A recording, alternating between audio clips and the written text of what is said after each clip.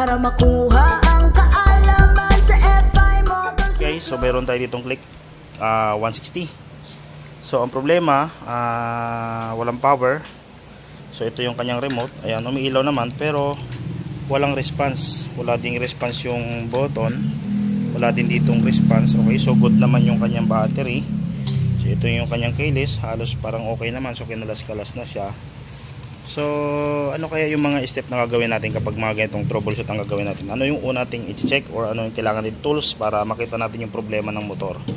So syempre una nating gagawin, ayan, katulad yan, kailangan mag-response yung remote kasi hindi natin mabubuksan yung pinaka-knob kung hindi magre-response yung remote at yung receiver. So i-check natin to gamit yung ating tools. Okay guys, so gamit yung ating Smart FI2. Ayan, so ito yung ating tablet.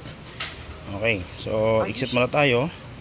Pasok tayo dun sa menu. Ayan, so sinalpa ko yung kanyang receiver. Check ko muna siyempre kung ano ba nangyari sa receiver o naka-pair ba dito o sira na ba yung receiver. So makikita ng ating tools. Ayan, so nakasalpak yung ating cable. Pasok lang tayo sa key. Then pasok tayo sa Honda. Dito tayo punta sa Smart Key Control Unit part number. So yung bilang ng pin nito ay 21. So papasok tayo sa 21. Ang part number nito ay may K2S kasi nakalagay dito sa kanyang receiver ay K2S. So yun yung clue at yun yung menu. Okay, so click natin yan. Punta tayo sa special function. Ay hindi. Punta tayo sa manual programming. Then punta tayo dito sa FOB ECU sync test. Test tayo yan kung gumagana ba yan. So naka-on naman yung ayan, press and hold the smart key button on the phone. So your phone is not connected. Okay, connect muna natin sa wifi. Ulit tayo. Dito connected. Kahit connected naman ulit. So Honda. Yan, tapos 21. Okay, then punta tayo sa manual programming. Test tayo ng FOB. Ayan. Ayan. Okay. So tingnan natin. Pag nag-check, ibig sabihin, working itong receiver. Naka-pair siya. Ayan, so, ayan o, naka-pair siya. So ibig sabihin, wala dito yung problema. So kaya hindi siya nag-i-engage or nag-re-reflect dun sa motor or hindi siya nagbibigay ng indication. Ibig sabihin, possible may problema to sa mga linya. Pero siyempre meron tayong pan-test ng ECU naman to receiver. So kakalasin ko tong ECU, ite-test ko muna siya. Meron din akong tools na pan-test nito. Okay, so kalasin ko muna yung ating simulator. So check natin yung kanyang receiver at yung kanyang ECU kung working ba. So ayun, pag pinindot natin, ayun, may feedback yung remote. So nag-on na siya. Then pag tinrigger natin sa ating knob, ayun, gumagana naman siya. Then pag in-on, gumagana yung pump. So ibig sabihin working yung receiver to ECU. Pero doon sa motor, wala siyang response. Okay, so confirm na gumagana yung ECU tsaka yung receiver. Ayan o, nag-alarm pa siya. So ngayon, ang i-check natin dito, ibig sabihin good na yung ating ECU at receiver. Ang i-check natin ngayon, yung mismong wiring nito. Okay, so check muna tayo ng mga line. So yun, sa haba-haba ng pinagagawa sa motor, pinagbabaklas tong mga wire o nagmukhang pansit. So yun yung naging problema. Ayan, nakita nyo yung mga positive line yan, nakaangat dito sa side na to.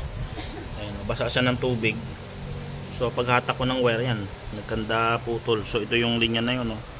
Ayan, yung red na yan. So tin race, dyan siya nakita. So hindi pa naman siya naidudugtong, pero possible yan yung pinaka problema kasi paghatak ko ng wire, putol-putol na siya. Tapos yung wire niya, tapos yung dulo yan, hindi na siya talagang solid na tanso. So mamaya update ko kayo guys after maidugtong mga wire. Ayun. So kaya pala hindi nagkaka-power itong Click 160 na to dahil diyan. Mga sir, tignan nyo itsura ng pagkatanso ng wire. Ang nipis, tapos ano siya, ayun ang bilis niyang maumido. Ayun, naninipis na So hindi na siya kagaya dati ng mga unang Honda na kahit ibabad mo sa tubig, hindi siya nagkakaganyan. Ito, yun iba yung pagkatanso niya. Japan wire. Kaya nagkaganon siguro to. So yun, ano man to, dudugtong muna tapos ihinangin din, testing natin. So testing, ayun Sige, saksak mo. Okay na? Pinutin mo yung trigger. Nag-ano na Okay, sige, trigger mo. Ayun may power na, tapos susi. Alright, so okay na siya. Start. Testing. Walay-walay ito guys, kaya yung switch hindi mo. Ayun, mandar na So okay na, yun lang pala yung sira. Basic lang yun, naglabasan yung pansit to. Yan. So dito lang yan guys sa ayun oh, Pacboy Costume, Quezon City. Specialist sila sa mga Honda. Ayan, mga motor nila guys oh. Puro Honda. Ayan. Then nagko-customize din sila ng mga crossguard, ng mga special design. Then mga special na mugs o pintura, nagko-customize sila dito guys. Ayan oh. Ito yung mga mugs. Yan, mga ganyan design. Gumagawa sila dito niyan. Yung mga patty mugs. Yan, yung mga ginagawa nila. So ito yung isa nila na sample. Ayan oh. Ito ng patty mugs. Okay na to. Bubuin na lang to. So ito nangyari sa trigger. Okay na siya oh. Ayan oh, yung trigger niya. Tumutunog na. Ayan oh, i-power na siya. Yan. Ulit. Yun oh, then susi. Alright. So okay na siya. Yung remote niya. So nakaraan di ba may binlag ako na yung dapat mabilis ang blink pag mga sa mga 160 na click. So ito, ayun mabagal naman siya.